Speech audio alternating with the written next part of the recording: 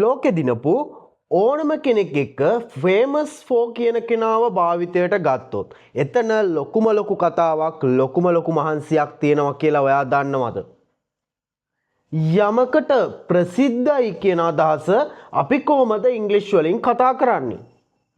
හරි වැදගත් පාඩමක් මේ වීඩියෝ එක පුරාවටම යනවා. ඉවර වෙනකම් බලන්න ගොඩක් දේවල් ඔයාට ඉගෙන ගන්න පුළුවන්. යමකට ප්‍රසිද්ධයි අපි ගමු උදාහරණ කීපයක්. Sri Lanka is famous for Ceylon tea. ශ්‍රී ලංකාව සිලෝන් ටී වලට ප්‍රසිද්ධයි.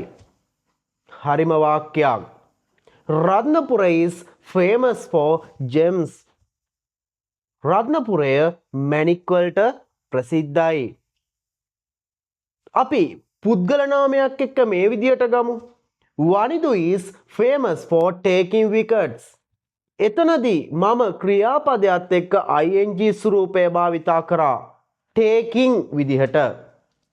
ඔයාට අවශ්‍ය නම් ක්‍රියාපදයක් එක්ක භාවිතයට ගන්න famous for සමග ක්‍රියාපදයකට ing යොදා ගත යුතු වෙනවා.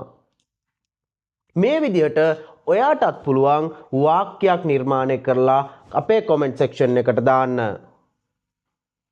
ඒ වගේම ඔයාට සරලව ඉංග්‍රීසි ඉගෙන ගන්නට අවශ්‍ය නම් පහත තියෙන WhatsApp බටන් එක ක්ලික් කරන්න. එහෙමත් නැත්නම් 076යි 82යි 34යි 689 අංකයට දැම්ම WhatsApp පණිවිඩයක් යොමු කරන්න.